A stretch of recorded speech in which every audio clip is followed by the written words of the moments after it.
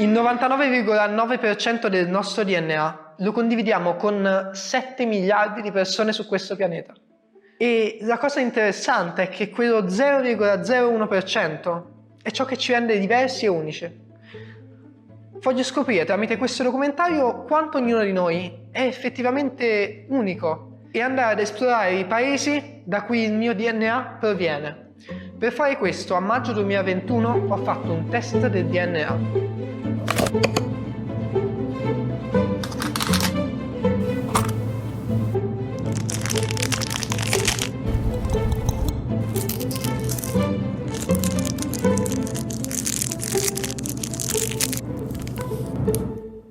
Ho aspettato per i risultati un paio di mesi, dopodiché ho scoperto quali sono i paesi da cui provengo.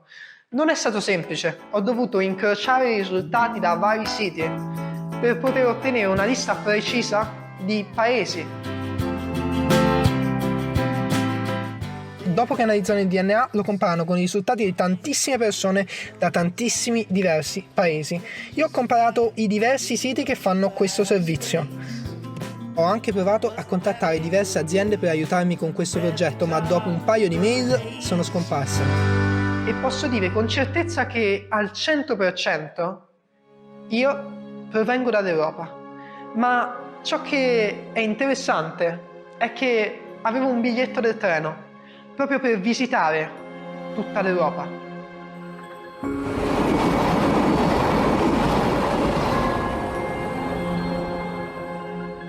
Quindi ciò che ho deciso di fare è stato andare a prendere quel treno e visitare i luoghi del mio DNA e andare a riconnettermi con le mie radici e andare a conoscere i cibi, le culture e le persone di questi paesi per cercare di capire come vivono le persone lì e come magari i miei antenati vivevano lì. Per aiutarmi con le riprese avevo 3 principali strumenti: una fotocamera, una GoPro ed un telefono. Ora, il telefono era un acquisto che avevo fatto vendendo la mia vecchia videocamera, perché pensavo che avrei potuto usare un telefono che mi permetteva di filmare in alta qualità per poter entrare in luoghi in cui magari non si può filmare con grande attrezzatura e andare a filmare comunque. A ridosso della partenza, però, il 29 di luglio, il mio telefono è stato rubato. Mi è successo a Roma, quindi almeno non mi è successa in viaggio questa cosa, però mi ha un po' incasinato, sia perché avevo una videocamera in meno, sia perché non avevo modo di farmi contattare senza il mio telefono. Quindi ciò che ho fatto è stato cambiare totalmente il mio numero di telefono ed il mio telefono durante quel viaggio. Come numero di telefono ho avuto totalmente un nuovo numero, un nuovo operatore telefonico, una nuova SIM, e come telefono ho avuto ciò che sono riuscito a trovare, ovvero un iPhone 6. Ora, l'iPhone 6 certamente non è un telefono di ultima generazione,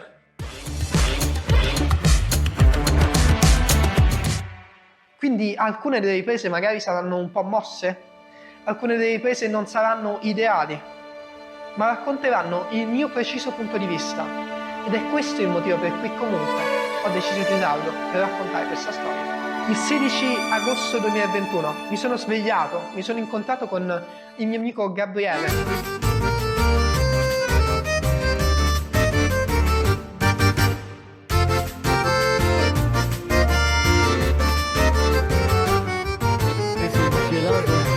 Psicomatico che non stai altro. E dopo aver fatto una passeggiata e aver chiacchierato, all'1 ho preso il treno che mi avrebbe condotto alla mia prima tappa, al primo paese che avrei visitato, il primo paese in cui mi sarei connesso con delle persone. Brema, in Germania. Dopo tutto questo tempo chiuso in casa, la partenza è stato qualcosa di stranissimo. Abbandonare la città in cui mi trovavo per almeno 15 giorni, per trovarmi in dei luoghi che dovevano appartenermi e documentare il tutto, raccontarlo. È stata un'esperienza allo stesso tempo eccitante e spaventosa e onestamente era quella di cui meno avevo aspettative e che più mi ha sorpreso.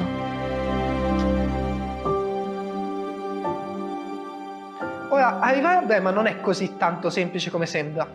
Bisogna innanzitutto arrivare a Bologna.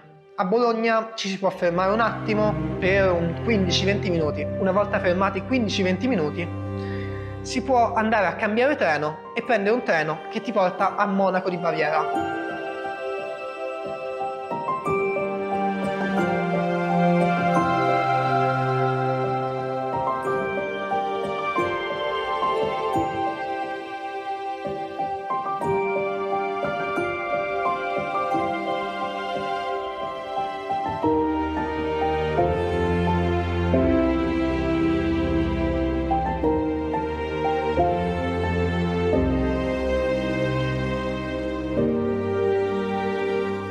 Il treno che doveva portarmi a Monaco di Baviera è stato, diciamo, il principale problema. Non tanto perché non avevo un biglietto per tutti i treni in Europa. Tuttavia, quel treno ha fatto circa un'ora di ritardo e la coincidenza del mio treno, per cui avevo mezz'ora, è ovviamente saltata. E quindi sono arrivata alle 23:40 con l'altro treno, che per fortuna era in ritardo, che credevo fosse di fronte a me. Sono salito correndo su quel treno, vedendo un numero familiare, quello che doveva essere del mio treno. E solo alla prima fermata mi sono accorto che non era esattamente quel numero, c'era un numero in più. Ero sul treno sbagliato. Non avrei mai fatto in tempo a prendere il treno giusto. Era stato spostato a 2 binari di distanza e non ce l'avrei mai fatta nemmeno correndo. Quindi ciò che è successo è che mi sono ritrovato di notte a Monaco a dover decidere cosa fare. Prendere un treno alle 4 di notte oppure cercare un luogo in cui dormire a Monaco. La scelta è stata una scelta abbastanza semplice in realtà. Avevo moltissimo tempo a mia disposizione se rimanevo in stazione, ma dovevo comunque rimanere in una stazione abbastanza vuota e magari non totalmente sicura. Quindi ciò che ho deciso di fare è stato prendere il primo hotel che trovavo su Booking e andare in quell'hotel. Ora, l'hotel era un po' particolare perché, un po' come la stazione, era vuoto. Era un hotel totalmente automatico, un hotel in cui il check-in si faceva da un bancomat, in cui mai incontravi altri ospiti, in cui nemmeno c'era la colazione. Come colazione ti offrivano un caffè al bar di fronte.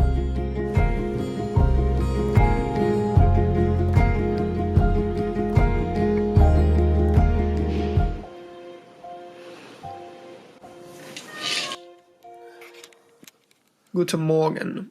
Ieri non ho filmato moltissimo la sera perché il treno su cui ero ha fatto ritardo di 20 minuti. Questo ritardo di 20 minuti ha fatto sì che non riuscissi a prendere il treno su cui dovevo dormire, quello che mi portava da Monaco ad Hannover. Mi sarei dovuto svegliare alle 5, invece sono le 6:30 e mi sarei dovuto svegliare ad Hannover. E invece mi trovo a Monaco. Ho dovuto prendere una stanza in un hotel automatizzato in cui si prenota direttamente da una sorta di bancomat. Lo sapevate che a Monaco di Baviera c'è un hotel che si prenota da un bancomat? Si chiama The Dot. Praticamente tu fai il check-in da questo bancomat, ti danno una carta, con quella carta bianca tu vai ad aprire la camera e dentro hai un arredamento molto molto carino, hai persino una TV e ti regalano un caffè quando te ne vai. Quindi adesso si fa colazione, si va in stazione a prendere il primo treno per Brema, così da poter andare a Brema, visitare Brema, ma anche e soprattutto poi alle 22:20 prendere effettivamente il mio primo treno notturno e domani si va in un altro luogo.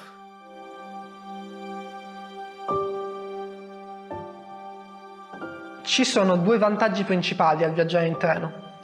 Il primo è un vantaggio che racconta Tiziano Terzani all'interno del libro Un indovino mi disse, un libro che mi ha segnato profondamente e che ho letto poco prima di questa partenza.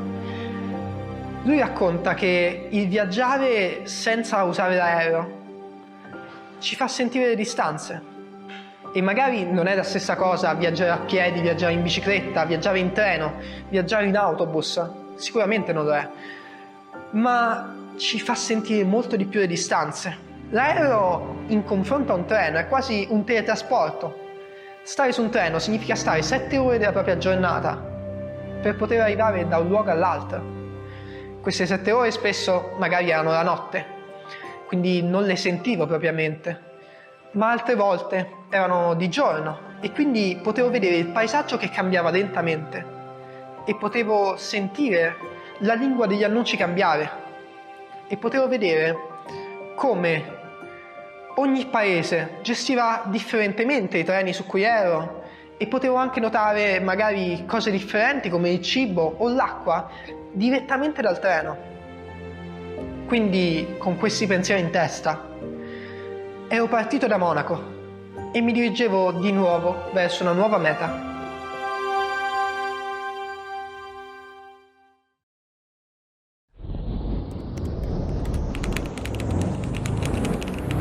Cosa ti rende unico?